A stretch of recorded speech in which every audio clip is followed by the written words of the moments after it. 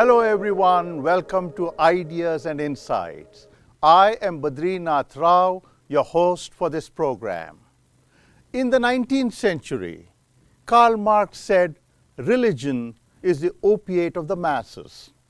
In our times, mobile technologies have assumed its place. Nirvana, or salvation, now comes in the form of new technologies, the internet, social media, and mobile devices. We are so completely enamored by them that they dominate our lives to a staggering degree. According to Nielsen Company, a global leader in audience measurement, data, and analytics, in a single day, the 2.9 billion members of Facebook share 2.5 billion pieces of content. YouTube users upload 12 years worth of video. Instagram users post 40 million photos, and there are 400 million posts on Twitter. Mobile technologies are ubiquitous. They are intoxicating. What is more, they are equal opportunity influencers.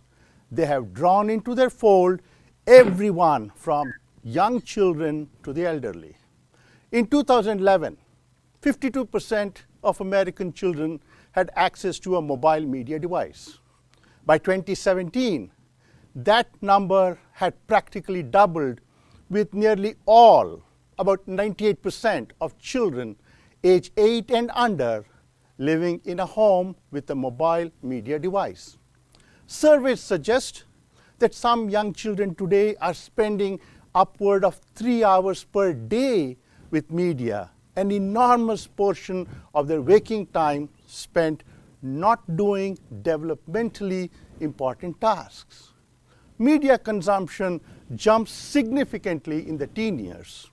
A 2019 survey finds that US teens spend, on average, more than 7 hours a day using media for purposes other than schoolwork, while preteens, ages 8 to 12, spend nearly 5 hours per day on activities like watching television, online videos, computer gaming, social media, browsing and reading online, and listening to music.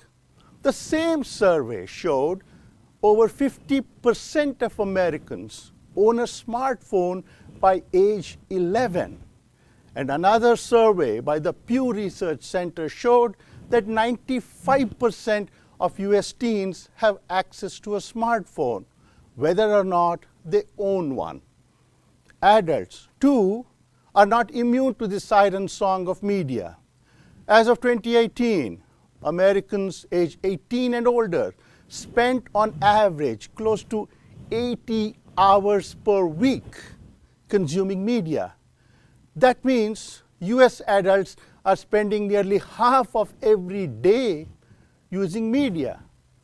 What makes this possible is media multitasking, the simultaneous use of multiple devices. Our obsession with media and mobile devices extracts a heavy toll in terms of our physical and mental well-being.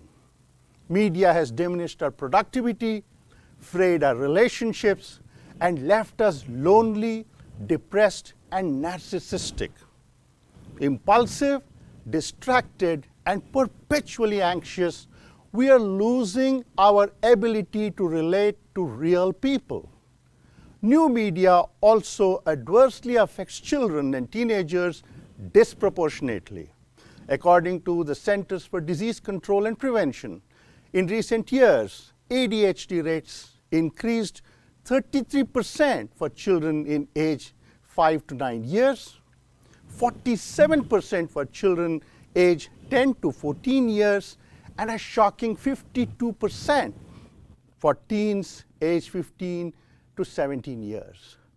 These figures come from a fascinating new book, Rewired, Protecting Your Brain in the Digital Age, published by Harvard University Press this year.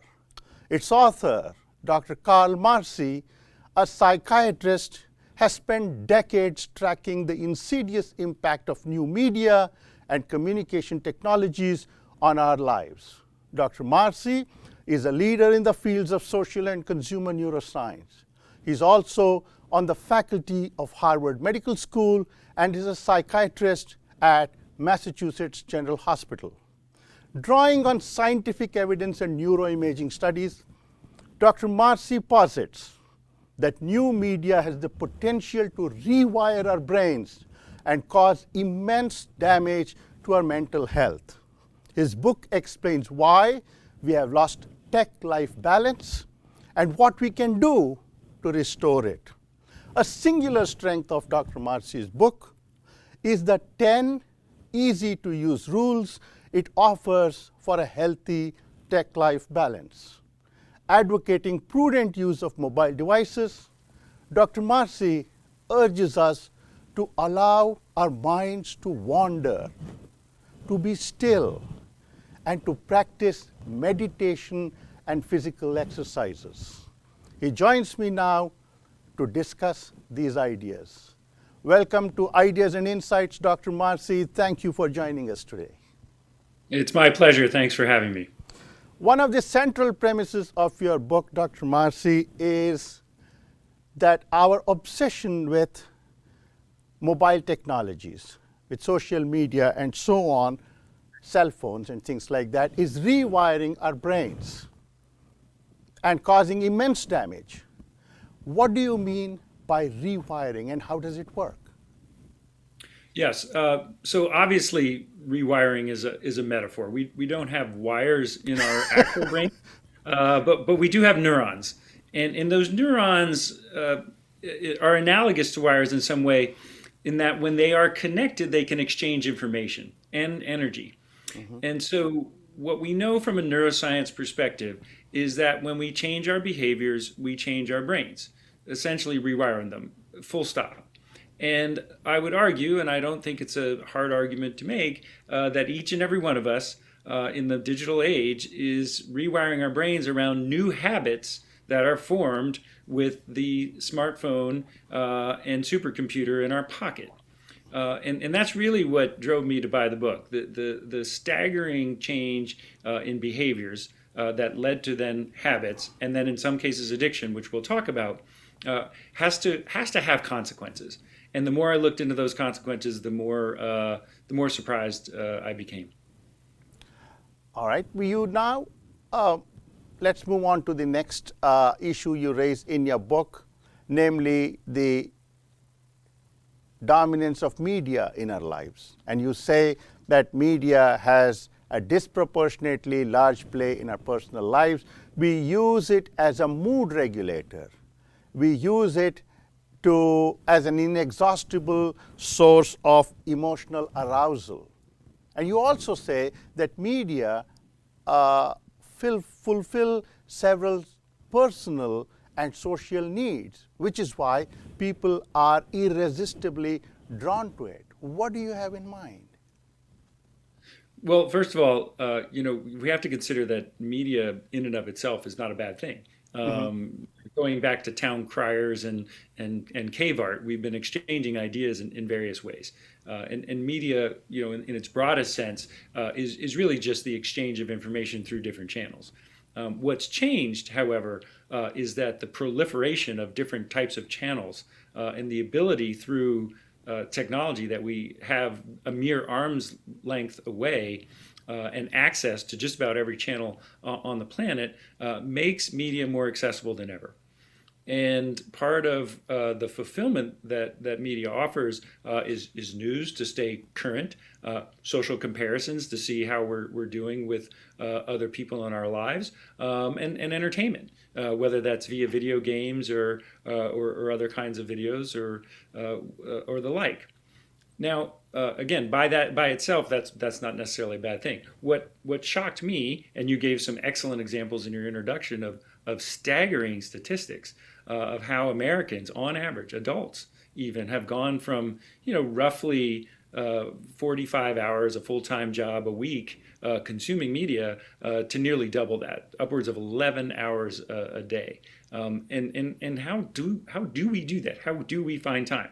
Well, you mentioned one, which is media multitasking, because there's no way we can consume 11 hours of media in a day and get anything else done, right? So we're watching TV and we're on our phone, or we're in the elevator and we're on our phone, or we're folding clothes and we're listening to the radio, or more insidiously, we're at work and we're looking at the sports casting, or our children are doing homework and they're on social media.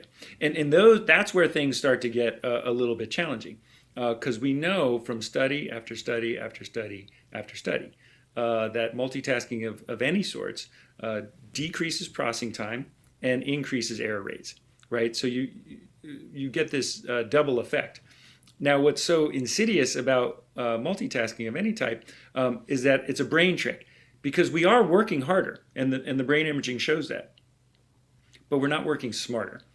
So as we develop more and more the habit of media multitasking, which is consuming any media and doing anything else, we are definitely having an impact on our brains. A shocking piece of information that you provide in your book concerns the media attention span of young adults.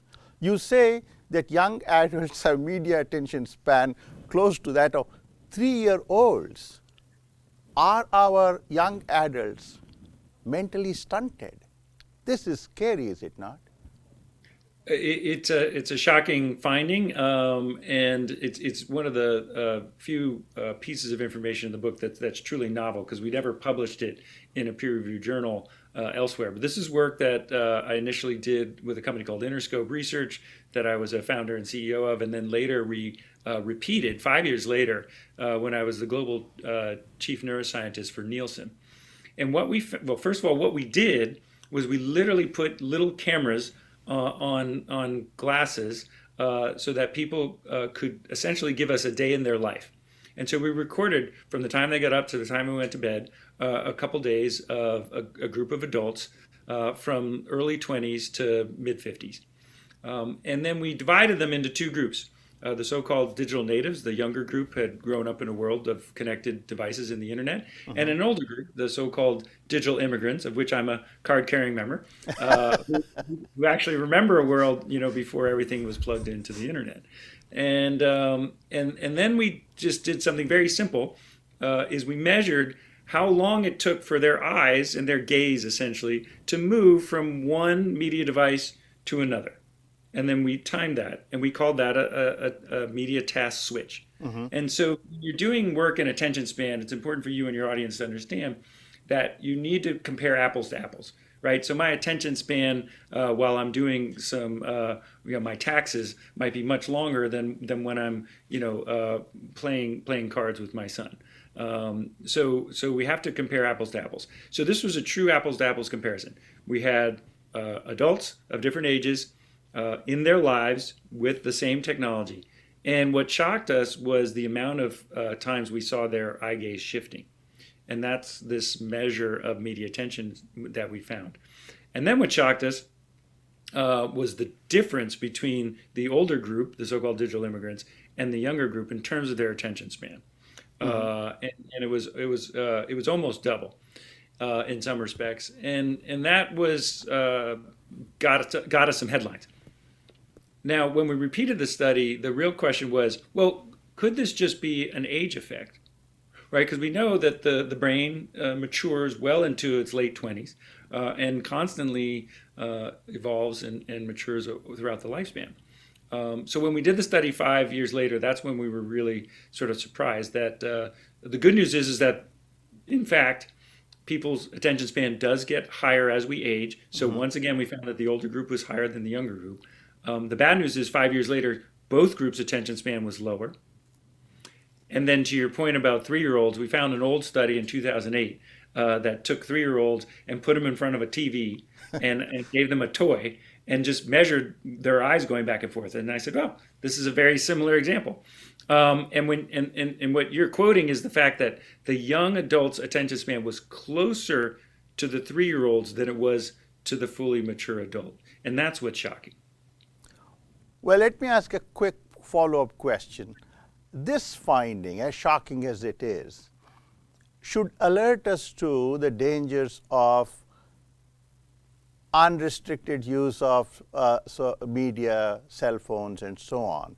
And if we don't take proactive steps now, might we have a whole generation of people virtually incapable of sustained, focused work, do you think? Well, I suspect we already have. And part of the argument in the book is, sadly, well, if you look at the rates, as you quoted earlier, of just about every major mental illness, right? So ADHD going up, depression, anxiety going up, sadly, suicide and substance abuse going up at every age group, something is happening. Now, I'm not saying that the smartphone is responsible for all of that, but I think there's pretty compelling evidence that it is contributing to a significant trend. And when you then think about what's going on in the brain, as I do as a neuroscientist and a psychiatrist, all roads lead to the prefrontal cortex. And the prefrontal cortex is the most mature and most complex part of the human brain, and it takes the longest to mature. And so I think that's worth talking about a little bit for your audience. Absolutely. Singular strength of your book is that you predicate all your observations on solid, incontrovertible scientific evidence. And in this context, as you just now mentioned, you talk about the power of the prefrontal cortex. And you said that it is the most evolved part of the brain. Now, what is the prefrontal cortex? And why do you assign such importance to it? You say it is the seat of executive functions, and you call it the orchestrator of our neuronal music. What is this? That's right. Yeah, so I use another metaphor when it comes to the prefrontal cortex of the idea of if your brain is the orchestra, the prefrontal cortex is the conductor. Okay. And so other metaphors say the prefrontal cortex is the CEO of the business of your brain. I prefer the conductor metaphor because it suggests that when all the instruments are playing appropriately and together, there's a certain harmony, and when they're not, there's cacophony. And I think that's the concern with all the media multitasking and the reliance on media and our smartphones and entertainment as a mood regulator to sort of keep ourselves calm. We end up doing damage to this area of the brain. And so, if I may just show your audience a couple of images here. What you see here, the red part is what is classically known as the prefrontal cortex. So it sits behind your forehead and your eye sockets. And it's very fragile. It's also part of the brain that gets injured in head injuries very easily because of the forces that go against it. And it's really very precious. And if you think for a moment that the human brain at birth is only 10% developed, that means 90% of brain development occurs outside of the womb. This is why we've evolved to form strong social bonds and connections with one another. And the prefrontal cortex is really critical to that. And among the functions of the prefrontal cortex is to regulate and talk to and modulate and control and dampen our emotions and our reward centers. And this image shows a little bit of a translucent. You can see underneath the cortex, those folds in the brain, and you're looking at the same direction here. So the deep structures here, the midbrain, is where the emotion centers and the reward centers reside. And so one of the big functions of the prefrontal cortex is to talk to those areas, and as the conductor metaphor suggests, keep them in harmony. Keep them in balance. So we need a strong and mature prefrontal cortex, or else we're going to get in trouble. And what happens is when you look at the brains of children with no ADHD on the left versus children with ADHD, you see, and this is a PET image, so it's really showing the energy and activity in the neurons. Anyone, you don't need a neuroscience degree to see that the healthy brain is much more active. And it's much more active in every single area. But if you look carefully, the top part of the brain, which is the prefrontal cortex, shows the most decrease. And that's because one of the deficits of ADHD is a weak prefrontal cortex that doesn't allow us to direct our attention and to eliminate extraneous stimuli. And then one more image, just to, because I know we'll talk about this at some point, is that fine line between habits and addiction. Mm-hmm.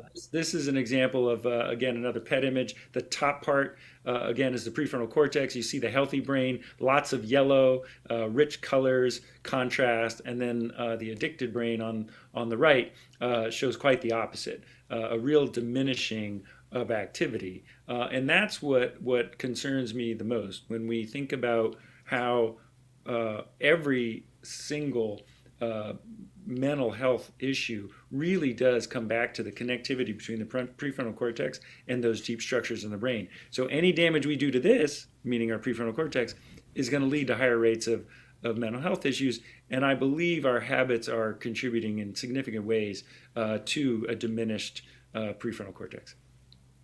All right, let's move on to a question that great emphasis in your book, namely the importance of forming social connections, developing social bonds.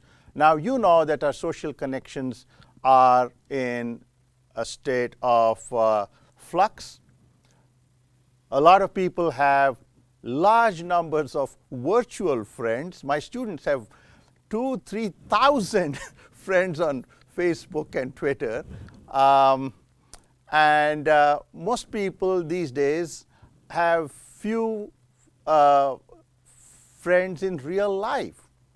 And you cite Robin Dunbar, the evolutionary psychologist, to argue that the human brain's capacity to forge meaningful relationships is restricted to about 150. And so are you suggesting, therefore, that A, having virtual relationships is meaningless and wasteful, and B, that by doing so we are putting undue pressure on our prefrontal cortex?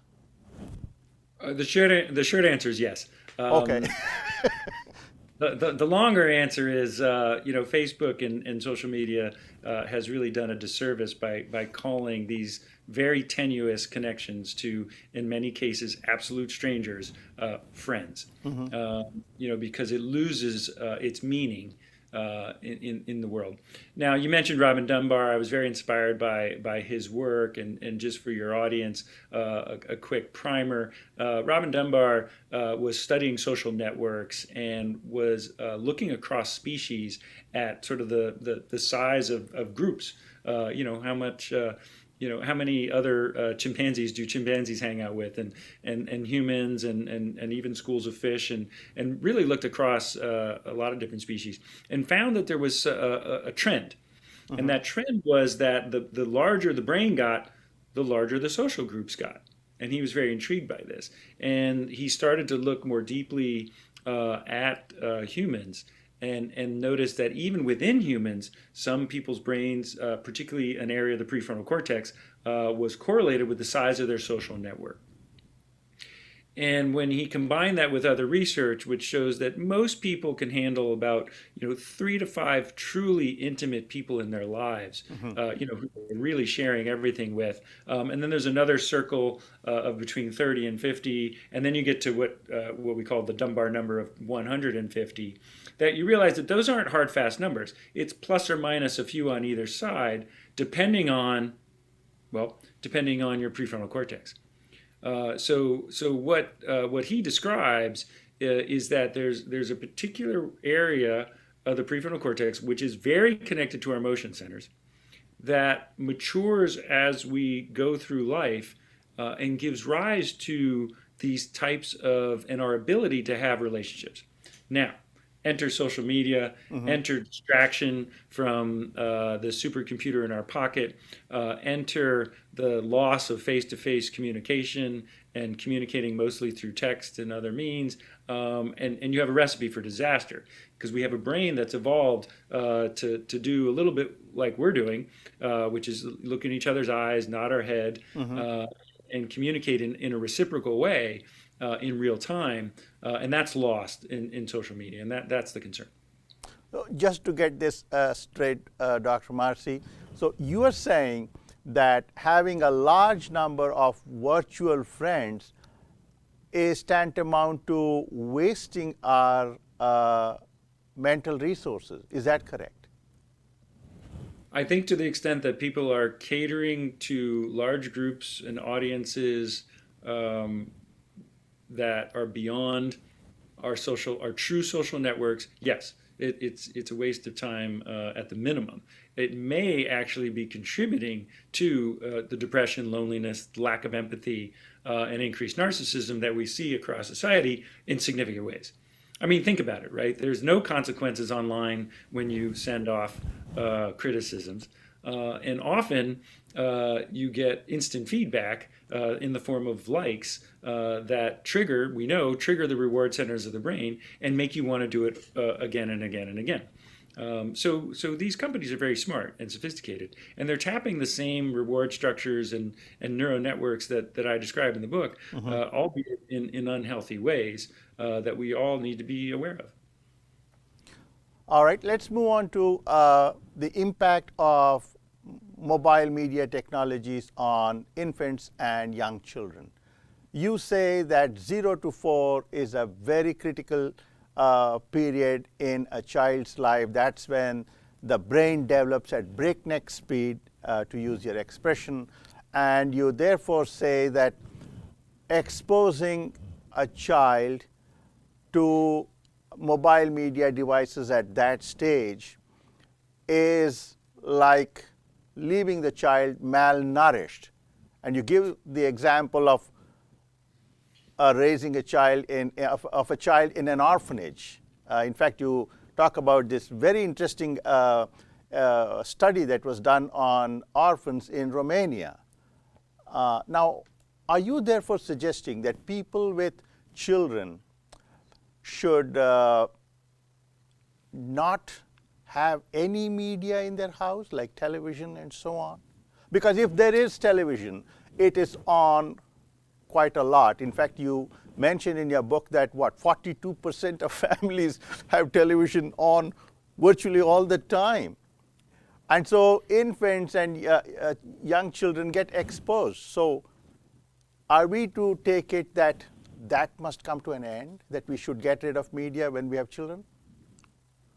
Well, there's a lot to unpack there, but let's start with I think at a high level. Again, another core premise of the book, which is in order to tackle this, I think, enormous problem and enormous challenge, we need to think developmentally. And what that means is, the brain of a 0 to 3-year-old is very different than a tween or a teen, Okay. let alone an adult. Right? And we now understand from a neuroscience and brain science perspective an awful lot about those differences. So by using the lens and information we have from neuroscience, we can actually make recommendations that are tailored and age appropriate. Right? So the reason the book goes through the developmental stages, as you suggest, and we start where we all started at birth, is because that's really the best way to think about our relationship with technology and how to create tech-life balance at every age. Okay, so that's the basic idea. Now, you referred to the Romanian orphanages. This is Nicolae Ceausescu, who was the brutal dictator who, through an uncontrolled experiment, ended up having hundreds and hundreds of infants who were given up for adoption in orphanages where they were just poorly staffed, and so we learned that something that, going back to Freud, we had hypothesized is that really physical touch and face-to-face interaction is critical for brain development, right? So when he was shot and killed, and the West came rushing in the early 70s, I believe, what we did is we started to study these kids, and we were able to compare children in Romania who were raised in these orphanages versus those who were raised who were given up for adoption but raised in a proper home. And we found staggering differences in their brain development, not the least of which was, of course, their prefrontal cortex. So that's number one. We know that early childhood is critically important. What the research also shows is that while kids can, at an early age, between 0 and 3, sit in front of a television and look like they're paying attention and look like they're learning, it turns out they're not, right? And we know that from Baby Einstein, the failed video series, that was really designed. And I remember growing up that they were around. They failed miserably because despite their popularity, not only were kids not learning, they were falling behind. And they were falling behind because they were literally, as you say, wasting time sitting in front of a screen rather than talking to their caregiver, their parent, their sibling, playing, doing all the things that we know for a 500,000 years leads to a mature brain. We've stopped doing a lot of those. So that's really the lesson of 0 to 3. And then we sort of march through the developmental stages and we talk about different lessons. So I try to highlight, one or two key things at each developmental stage that we need to be aware of. And 0 to 3, the American Academy of Pediatrics basically recommends zero screen time with one exception, and that's Video FaceTime chats. with a loved one. Yeah, video chats. That's right. That's right. And you have very little use for any so-called educational videos, e-books, and so on.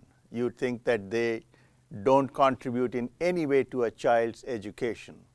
Well, let's qualify that. So up to age 3, yes, I have very little use for anything because we know that kids can't learn from a 2-dimensional screen and take it to a 3-dimensional world, right?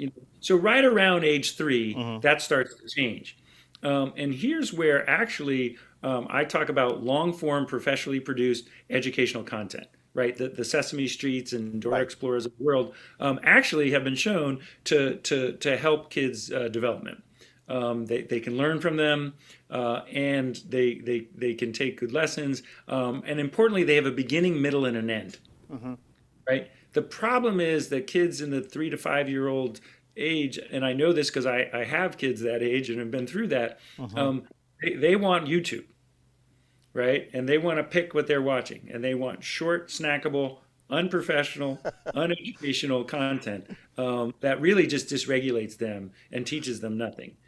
And I don't know what they're watching because they're all on their own screen.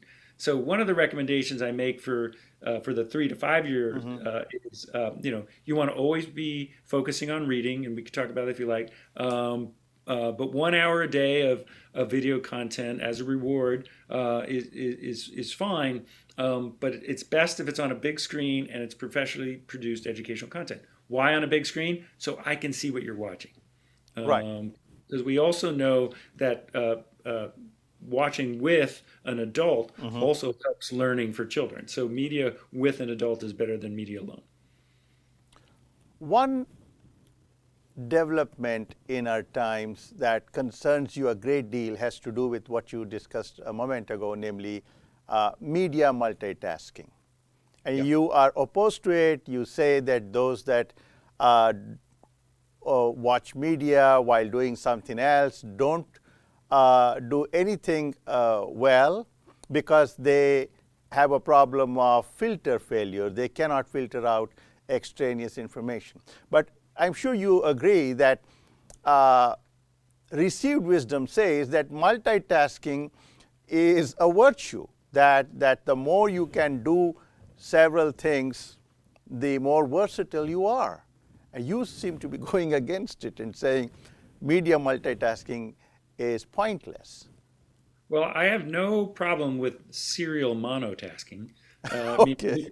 Yeah, you do one thing at a time, and then you switch and you do the next thing. If your goal is productivity and performance. Now, if you don't care about productivity and performance, you could multitask all day long. That's going to have consequences, particularly for your prefrontal cortex. And I think it's important, and this gets a little nuanced, but there is a difference between folding laundry and listening, to the radio, right? That's a very light task with a single channel of media, audio only. That's probably perfectly fine. What I'm concerned about is that the more habit we develop around consuming any media and doing something else, it turns into I'm at work and I also have a news feed open, or I'm doing homework and I'm checking social media, or God forbid, I'm driving a car, when I'm answering a text, right? And that's happening far too often, and it's happening with deadly context consequences.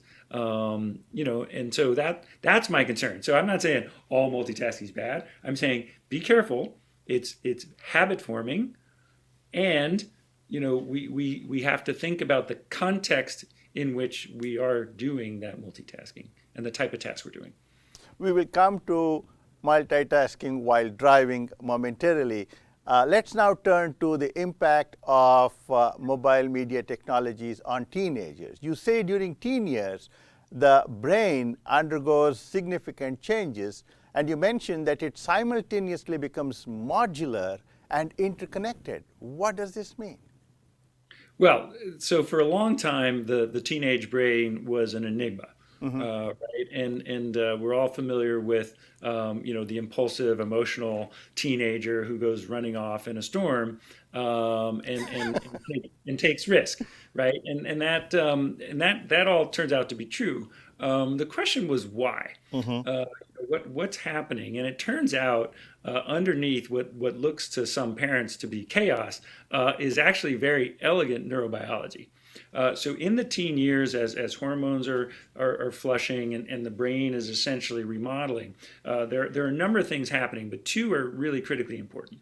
And the first one is that the brain is becoming more interconnected, right? So a number of neuronal connections are getting stronger and more robust, but at the same time, connections that aren't being used as much or maybe aren't so necessary as we get older are being lost. And the example here is this is called neuronal pruning. Think of sculpting a rock. You're taking pieces away so that form develops. But at the same time, the brain is also becoming more modular, right? So the prefrontal cortex and the emotion centers and the reward centers and the vision centers and the auditory centers are actually becoming more robust and thicker as well. And that's what we typically don't see in nature. In nature, things either become more interconnected or more modular and less connected. Right. In humans, we become simultaneously more interconnected and more modular. And that is what leads to adulthood and the ability for a fully formed prefrontal cortex to really use judgment, to consider the past, visualize the future, and to draw on our emotions to make decisions rather than be impulsive. And the great summary, and I borrowed this and I put it in the book of the teenage years, is too much gas, not enough brake. And that really does sort of summarize it for people. It's a wonderful time.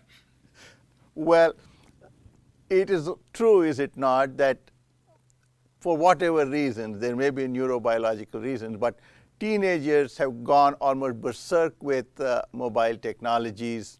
They are obsessed with these technologies, and I mentioned how much they use it. And this has led to depression, loneliness, weakening of family connections, ADHD, and a whole host of illnesses.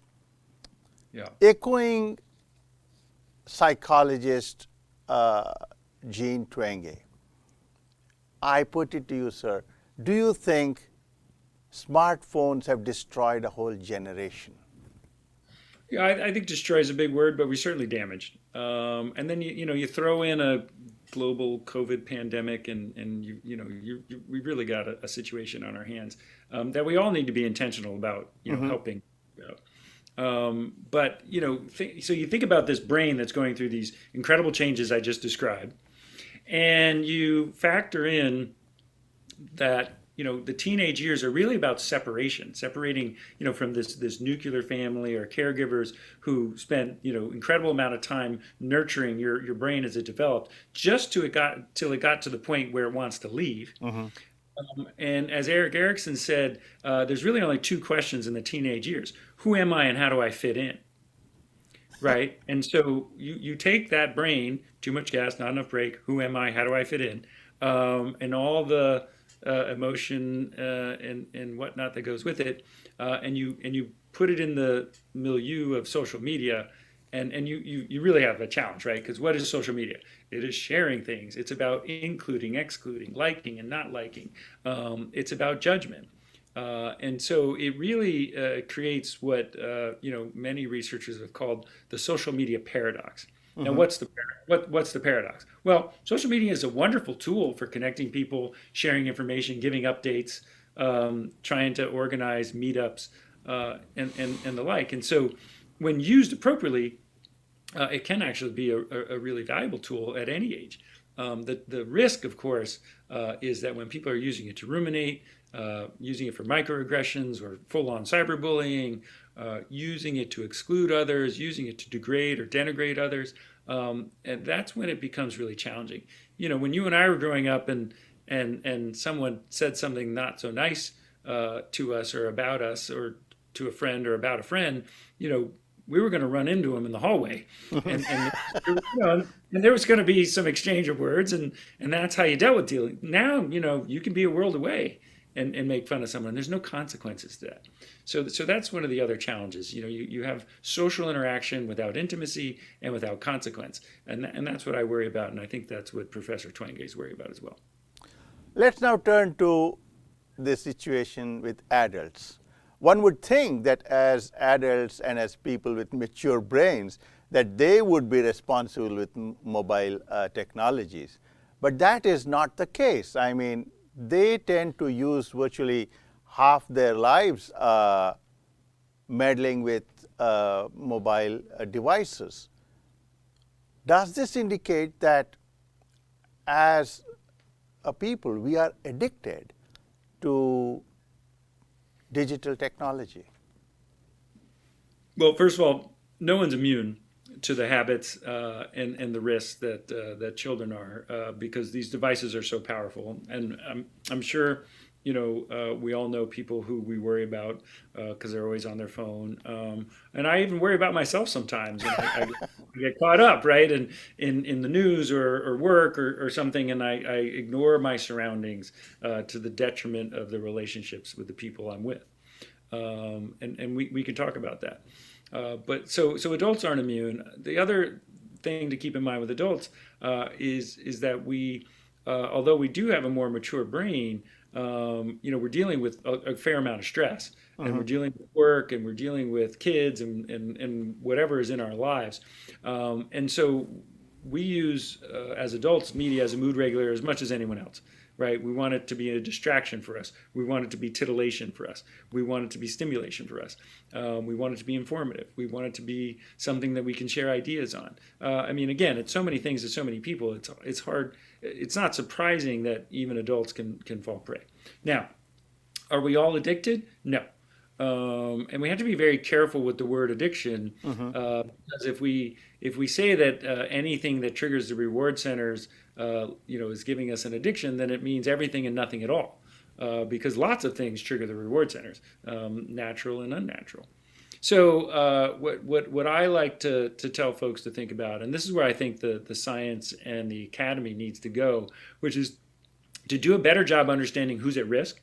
And we know something about who's at risk. It tends to be people who have had negative adverse events or life events growing up, which might be divorce, might be a physical accident. In some countries it might be war, or even in this country it might be exposure to gunfire or witnessing some sort of violence. I mean, these are all things that can very negatively impact the brain and make it vulnerable to future states. Or any form of mental health issue. People who are depressed, anxious for other reasons are also more vulnerable. Certainly, people with ADHD can be more vulnerable to addiction with video games or other shopping, online pornography. These are the things that tend to get people in trouble. So we need to do a better job screening, asking people questions. Looking for signs and symptoms so that we can develop the right treatments and get people who need help the help they need. One significant issue you flag in your book concerns the erosion of critical human faculties such as empathic concern, perspective taking, and so on. You say that digital technologies have diminished our ability to show empathic concern. We find it harder to see things from someone else's perspective. And what is more, you say that new technologies have made us more narcissistic. This is very alarming, is it not? Yes, it is. But if you think about the ability to have empathy, Uh-huh. or the ability to mentalize a future state, or the ability to sort of tell yourself, maybe you're getting a little out of control with whatever that might be. All of those functions are predicated on a healthy prefrontal cortex, right? So if all roads lead to the diminishing of this critical part of our brain, then we shouldn't be surprised that we're vulnerable to the loss of empathy, the loss of theory of mind, and more likely to be lonely or otherwise.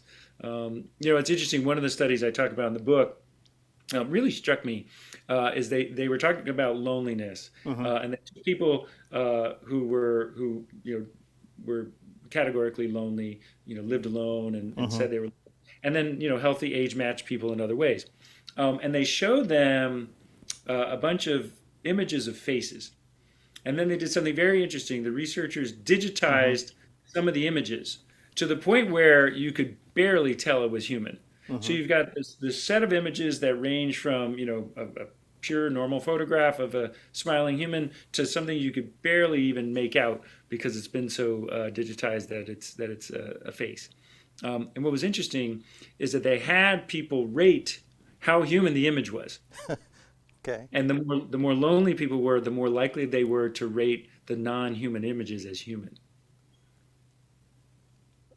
Thereby suggesting that we have an Well, intense longing to relate to people.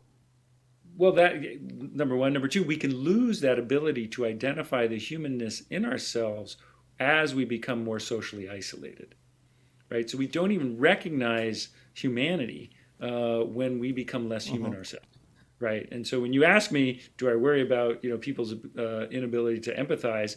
Because merely having a device like this on the table has been shown to interrupt social interaction, right? The mere presence, let alone using it. That concerns me. Right.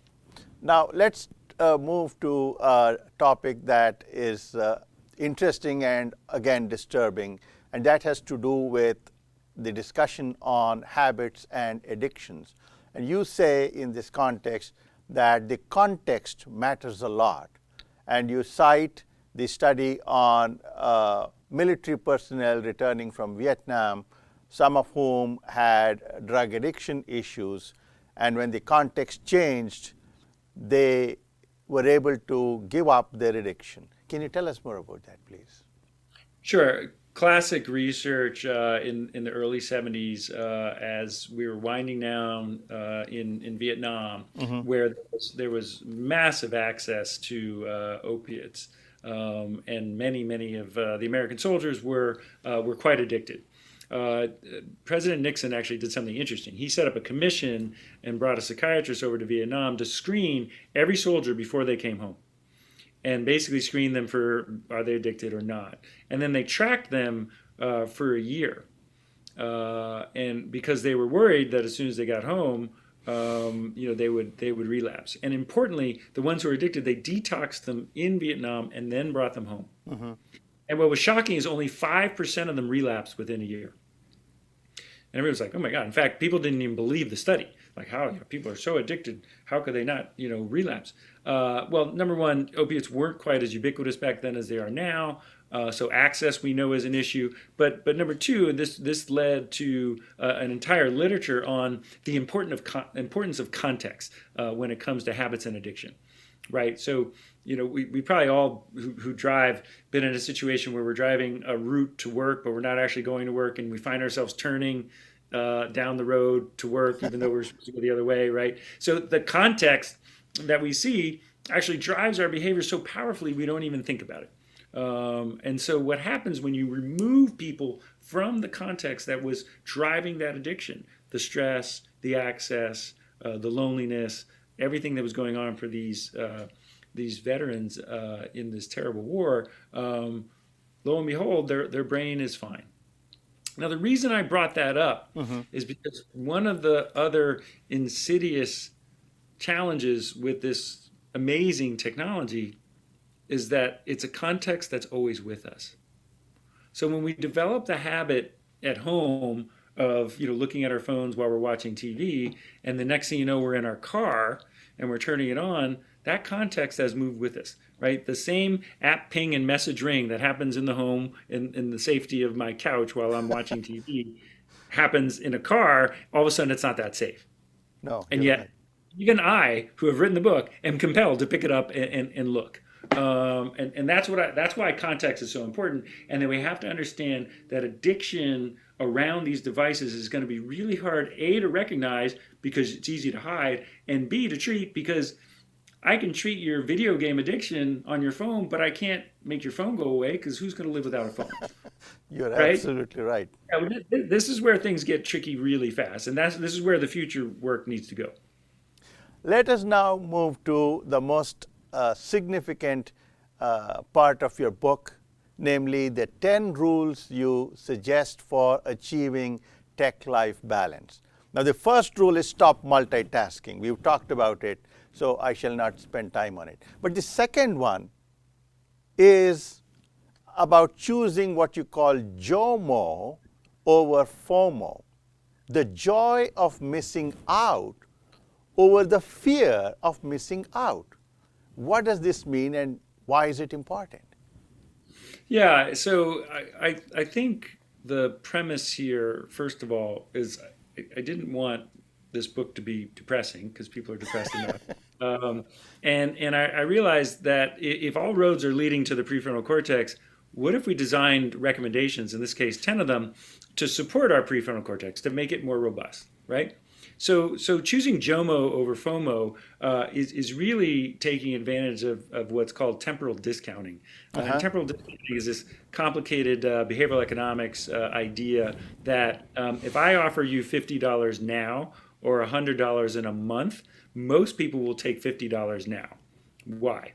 Well, because they're worried in a month, well, maybe I won't see you, or it'll get lost, or I'll change my mind. And so I'm discounting that $100, which I'm guaranteeing to you, down to 50. So that $100 becomes worth 50. That's a pretty big discount, right? Right. So I think, well, I think part of what social media does is it discounts the power of strong social bonds and human relationships. And it says, that little titillation, that little like, that little connection you're getting on social media is worth more because it's instant than stepping away and calling a friend and going and having coffee and putting your phone away. Even though when you actually do that, you actually get more joy. So the fear that's driving us to check all the time needs to be reframed as the joy of actually connecting with other humans. Let's move to another rule that you have about not falling for compulsion loops and clickbaits. Now, that point is well taken, Doctor.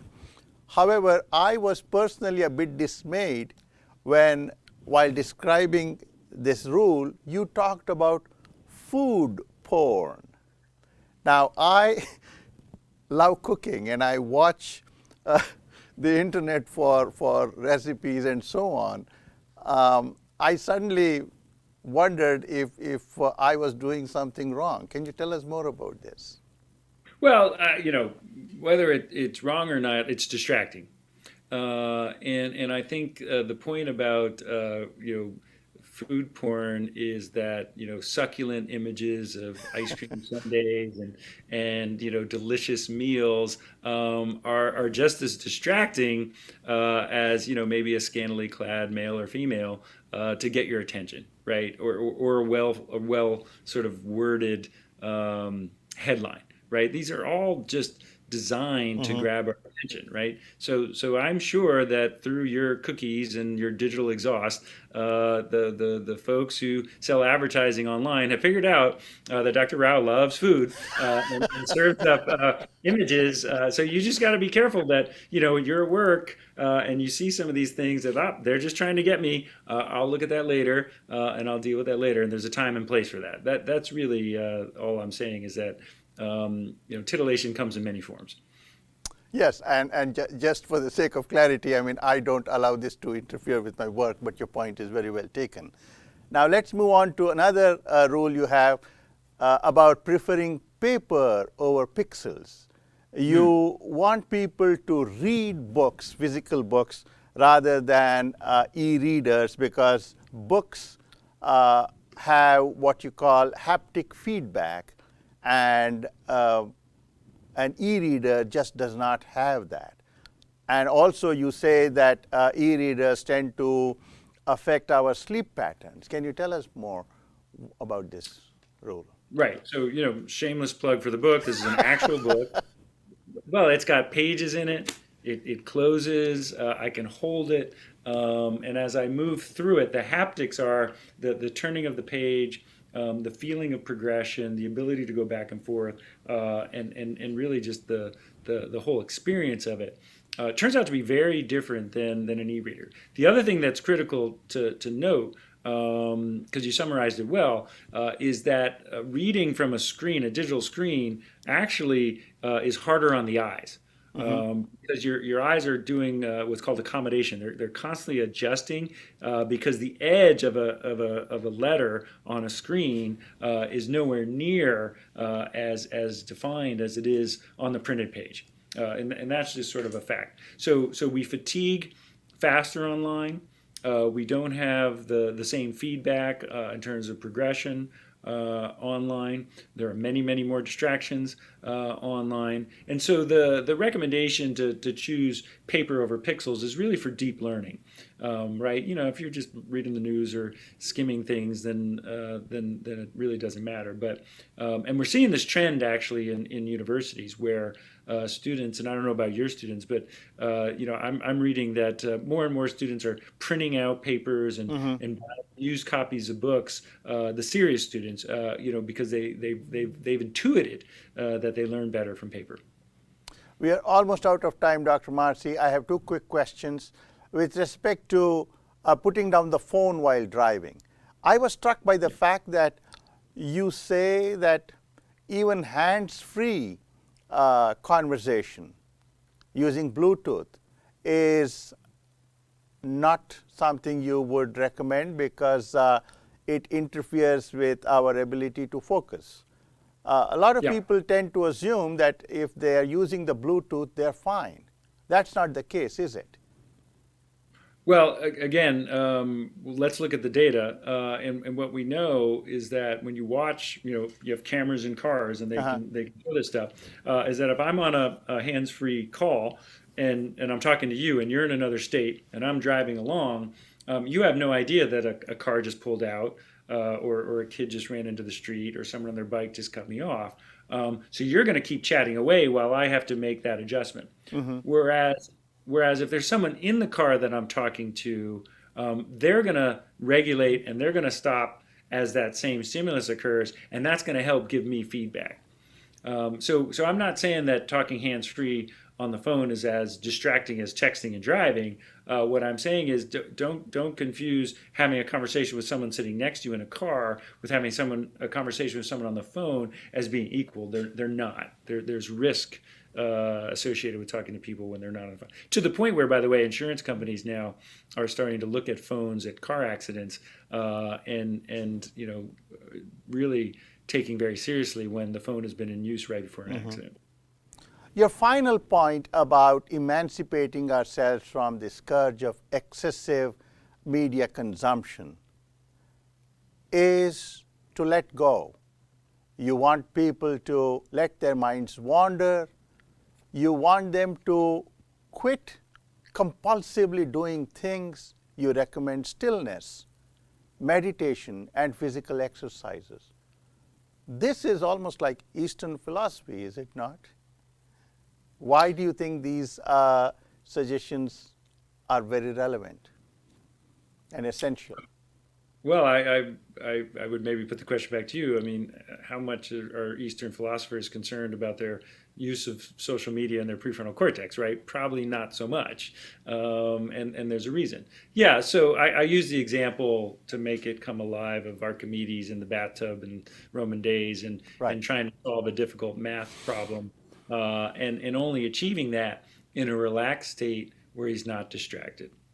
Right? And study after study after study shows that when people are relaxed, give their brain a break, are able to do something maybe creative or light before a difficult task, they will perform better. So it's the complete opposite of multitasking, where speed of performance goes down, error rate goes up. When we relax our brain and rest our brain, whether through meditation or exercise or yoga or just a walk in nature, our performance goes up. Why? Because we're actually feeding our prefrontal cortex. We're giving it a break. We're giving it a chance to recover. Look, it's just like any other muscle, and the metaphor of the brain as a muscle is not a bad one. We sleep a third of our lives, and we need to protect our sleep. And that's another reason why we got to watch those ebooks and any screens before bedtime, because of the blue light it emits disrupts our sleep. We didn't get a chance to talk about it, but it does. We've got to protect our brains. And the recommendations of the book are really designed to do that. And my hope is that we can start a discussion about digital literacy and have a common expectation that protecting our brain really is in service of ourselves and in service of humanity. You also make an interesting point about how meditation increases the flow of blood to the prefrontal cortex and in some way boosts it. Is that true? Yes, in fact, we're now learning that different types of meditation do different things to different areas of the brain. So I'm imagining a time when, as a psychiatrist, I might be able to recommend a different type of meditation because, you need help with focus versus someone else who needs help stilling their brain and just sort of, relaxing and turning off. Those might be two different approaches to meditation that I can help guide you or recommend someone who can guide you to do it. Dr. Marci, it's been a great pleasure talking to you. Thank you so much for taking the time to enlighten our viewers. I appreciate your insights and your time. Thank you very much. The pleasure was mine. That's it for this episode of Ideas and Insights. Thanks for joining us today. In the coming weeks, we will discuss dreams of a lifetime, how who we are shapes how we imagine our future, published by Princeton University Press this year. In this book, sociologists Karen Cerullo and Janet Ruane explore how social status shapes our dreams of the future and inhibits the lives we envision for ourselves. They argue that what and how we dream and whether we believe our dreams can actually come true are tied to our social class, gender, race, age, and life events. Watch out for an exciting discussion in the coming weeks. Until then, stay safe and goodbye.